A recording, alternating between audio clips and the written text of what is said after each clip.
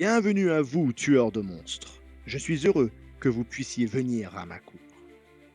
Dans cette vidéo, nous allons vous présenter le gameplay global et les principales mécaniques du jeu. Que vous jouez à un jeu coopératif, compétitif ou solo, ces mécaniques et règles de base restent les mêmes. Au départ, chaque joueur choisit un personnage parmi les 25 héros à sa disposition, chacun possédant une capacité spéciale qui l'aidera tout au long de l'aventure. Ensuite, ils devront attribuer une classe à leur héros, en choisissant une parmi les 6 disponibles. Choisissez le paladin, avec ses pouvoirs de guérison et ses capacités défensives, qui maîtrise le combat avec un bouclier en main. Tentez votre chance en tant que ranger, qui connaît le terrain comme aucun autre et déclenche des attaques mortelles à distance. Vous pouvez également opter pour le barbare, qui compte sur son endurance et sa férocité au combat pour abattre ses ennemis, ou la stabilité du guerrier, un combattant polyvalent et expérimenté qui a vu de nombreuses guerres et aventures.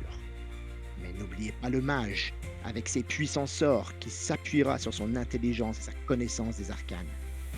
Ou le roublard, avec ses capacités à se cacher et à attaquer depuis l'ombre, et sa maîtrise en matière de poison mortel.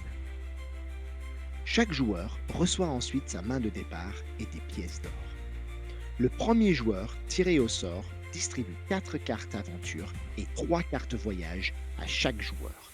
Puis, à tour de rôle, les joueurs, en commençant par le premier, reçoivent 5 pièces d'or à dépenser au marché pour s'équiper avec des armes et des armures. Lorsque tous les joueurs sont prêts, ils visiteront le tableau des contrats pour choisir leur mission et la bête qu'ils vont chasser. Un contrat comporte 3 éléments: le contrat, avec d'éventuelles règles spéciales, une destination où se cache le monstre, et la proie à traquer. Une fois que tous les joueurs ont sélectionné leur contrat, la partie peut commencer.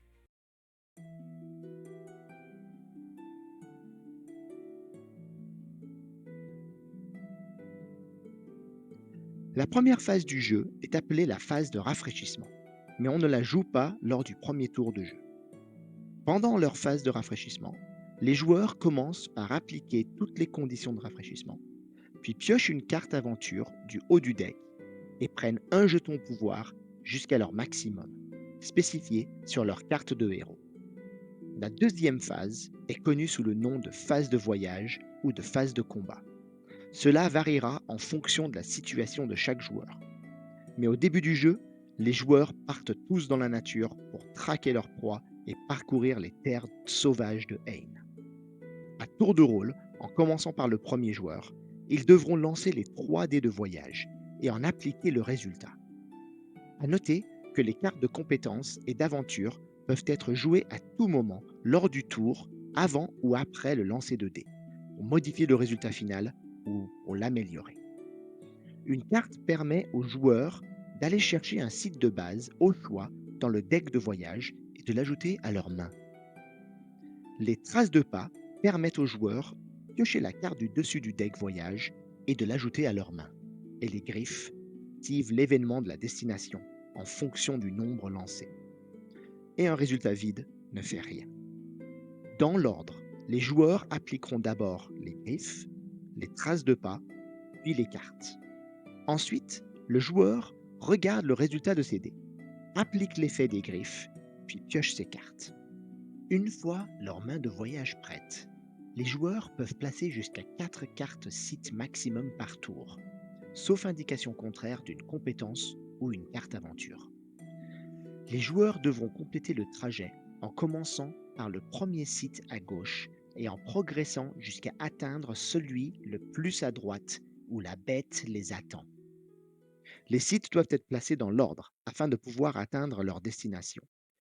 Une fois arrivés, les joueurs devront tuer leur proie en s'engageant dans la phase de combat.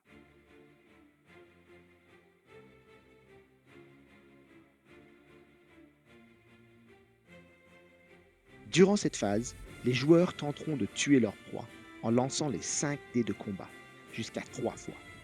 À tout moment, les joueurs pourront mettre de côté les dés de leur choix et les conserver pour leur résultat de combat final. Mais attention aux griffes, car celles-ci ne peuvent pas être relancées et sont automatiquement mis de côté pour activer les capacités spéciales du monstre. Une fois qu'un joueur a lancé jusqu'à 3 fois ses dés et les a verrouillés, il applique alors ses bonus d'équipement et joue ensuite ses cartes aventure ou des compétences pour modifier ce résultat. L'utilisation des cartes d'équipement est gratuite, mais les cartes de compétences et d'aventure ont un coût en pouvoir qu'il faut payer. Notez qu'il existe une règle d'or dans Beast Slayers concernant les griffes. Celles-ci ne peuvent jamais être relancées, sauf indication contraire d'une carte. Une fois que le joueur a calculé son résultat final, il doit appliquer les effets des dés de combat. Un symbole d'épée représente un coup. Un symbole de double épée représente un coup critique, qui, dans le jeu, compte comme 2 coups, mais débloquera également certaines capacités. Un symbole de bouclier représente une défense, et les griffes activent les capacités spéciales du monstre en fonction du nombre lancé. Dans Beast Slayers, les combats sont simultanés, mais il existe un ordre dans lequel procéder lors de la résolution du combat. On commence par appliquer les griffes. Le joueur compte le nombre de symboles griffes sur ses dés et applique la capacité spéciale associée du monstre.